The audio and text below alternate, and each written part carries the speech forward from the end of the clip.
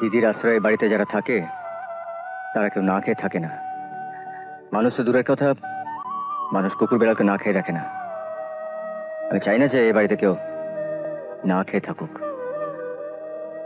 খাওয়াটা রইল, খিদে পেলে যেন খেয়ে নেয়।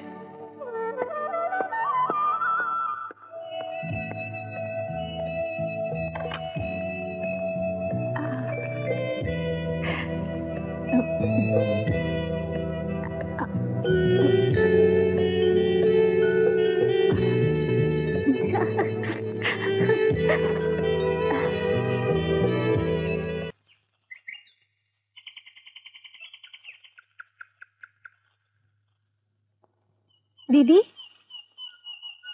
আমি একদিন বলেছিলাম না যে আমি এ বাড়িতে রান্না করতে আসিনি, কিন্তু কিন্তু আজ আমি রান্না করব দিদি। তুমি কেন পারবো না? যে অবস্থায় যে পরিবেশে তুমি মানুষ হয়েছো সেখানে মেয়েদের রান্না শেখার প্রয়োজন হয় না, জানিও না। না দিদি, আমি রান্না করব প্লিজ। আচ্ছা করো।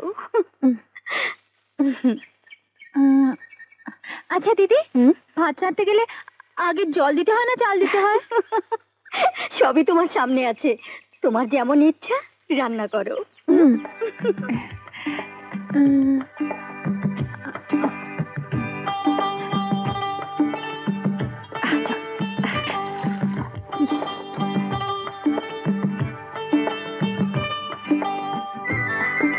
এই কিরকম হয়েছে রান্না? দারুণ, তোর হাতের রান্নাই দারুণ। এই তো মাছটা কি সুন্দর পূর্ব। সব খাবার তো ভালো লাগছে। হ্যাঁ হ্যাঁ, দারুণ, ভীষণ ভালো, দারুণ। সুমি, সুমি। হ্যাঁ দিদি, এদিকে এসো তো। তুমি তো খুব ভালো রান্না করো সুমি, রান্নার ভীষণ পছন্দ হয়েছে।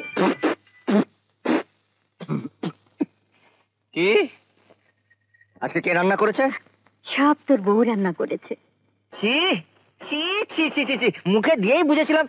শোন, একটা কথা বলে দিচ্ছি দিদি, এখন আমি রোজগার করি, কাজকর্ম করি, এসব আজে বাজে খাবার আমার চোখের সামনে আনবি না। যখন দিদি, কোথাকার নবাব সাহেব শুনি যে রোজগার করছে বলে 5 স্টার হোটেল থেকে এনে খাওয়াতে হবে? হ্যাঁ, পেট থেকে খাবার বেরোচ্ছেই না। তুমি না কালকে আমাকে খাবার ছুঁড়ে দিয়ে বলেছিলে বাড়িতে মানুষ কুকুর বেড়াল পুষলে তাকে না খাইয়ে রাখে না। আমি কত ভালো মনে করে সুন্দর করে ভালো করে তোমার রান্না করে খাওয়ালাম, ব্যাস সদবোধ। ইস, কালকের বাসি পচা বিরিয়ানি এনে আমাকে খাইয়েছিল, এখনো আমার পেটে ব্যথা করছে, এবার বমি পাচ্ছে। কালকে বিরিয়ানি কে আজকে বমি করছে? হে ভগবান, কাকে আমার গলায় ঝুলালে গো? তুমি দেখো।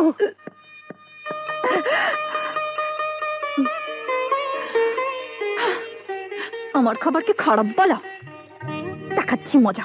কি দেখলে? এই সেই চিঠি অ্যান্টি কারাপশনের কাছে লেখা।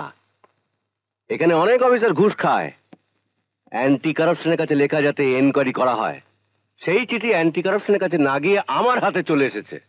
স্যার, এই বিরুদ্ধে নালিশ করে কেউ বাঁচতে পারবে না।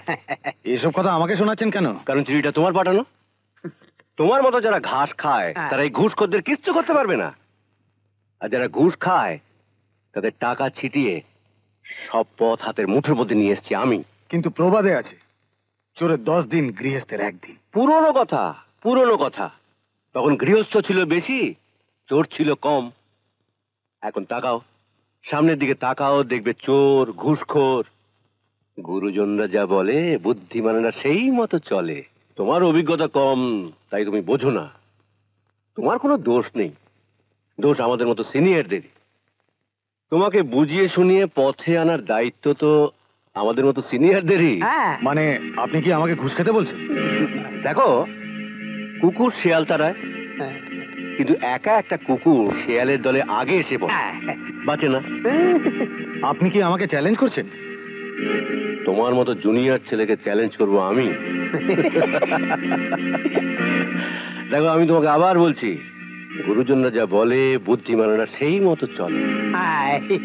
তুমি যদি আমার কথা মতো চলতে না চাও তাহলে আবার কমপ্লেন পাঠাও, দেখো পৌঁছয় কিনা।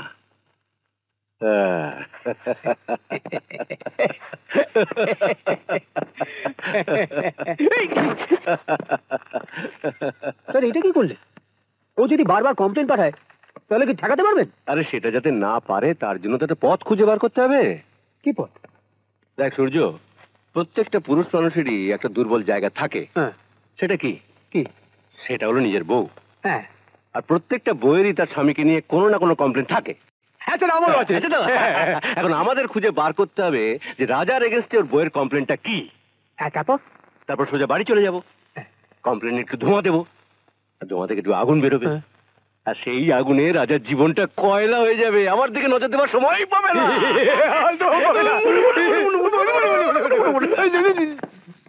কি হলো? গাল ধরে আদর করলো?